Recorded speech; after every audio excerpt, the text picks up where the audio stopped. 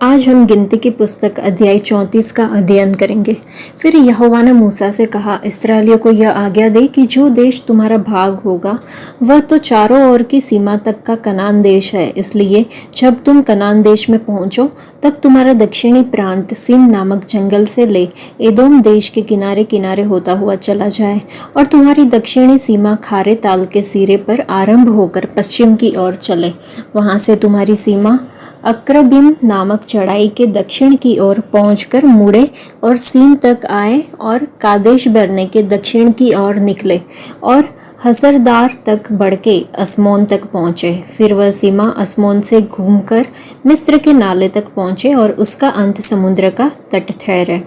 फिर पश्चिमी सीमा महासमुद्र हो, तुम्हारी पश्चिमी सीमा यही ठहरे। तुम्हारी उत्तरी सीमा यह हो, अर्थात तुम महासमुद्र से ले होर पर्वत तक सीमा बांधना और होर पर्वत से हमात की घाटी तक सीमा बांधना। और वह सदाद पर निकले, फिर वह सीमा जिप्रोन तक पहुँचे और हसरेनान पर निकले। तुम्हारी उत्तरी सीमा यही ठहरे।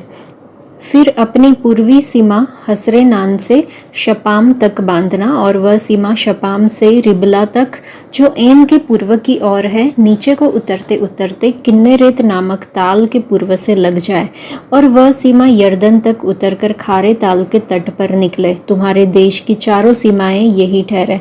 तब मूसा ने इस्राएलियों से फिर कहा, जिस देश के तुम चिट्ठी डालकर अधिकारी होंगे और यहोवा ने उसे 9.5 गोत्र के लोगों को देने की आज्ञा दी है वह यही है, परंतु रुबेनियों और गादियों के गोत्र तो अपने अपने पितरों के कुलों के अनुसार अपना अपना भाग पा चुके हैं और मनुष्य के आधे गोत्र के लोग भी अपना भाग पा चुके हैं, अर्थात उन 2.5 गोत्रों के लोग यरीहो के पास यर्दन के पार पूर्व दिशा में जहाँ सूर्योदय होता है अपना अपना भाग पा चुके हैं। फिर यहोवा ने मूसा से कहा, जो पुरुष तुम लोगों के लिए उस देश को बांटेंगे उनके नाम ये हैं, एलियाजार याजक और नून का पुत्र यहोशू, और देश को बांटने के लिए एक एक गोत्र का एक एक प्रधान ठहराना।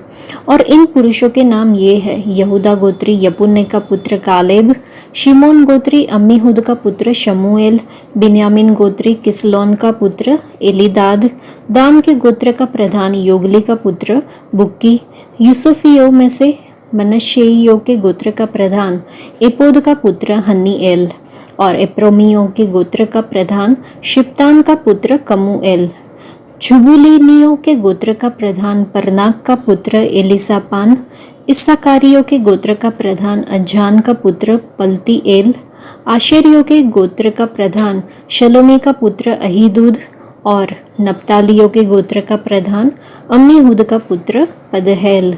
जिन पुरुषों को यहोवा ने कनान देश को इस्राएलियों के लिए बांटने की आज्ञा दी वे यही है। इस अध्याय में बताई गई घटनाएं इस्राएलियों के जंगल में 40 साल तक भटकने के बाद घटित हुई।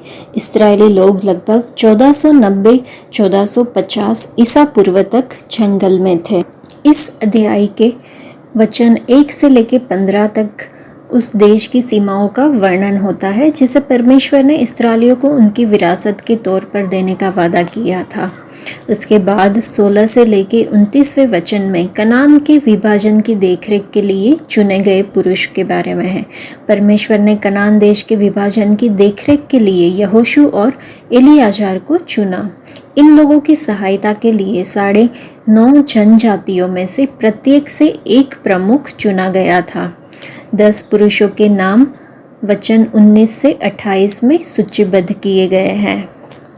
आज के लिए इतना ही। परमेश्वर आप सबको आशीष दे। धन्यवाद।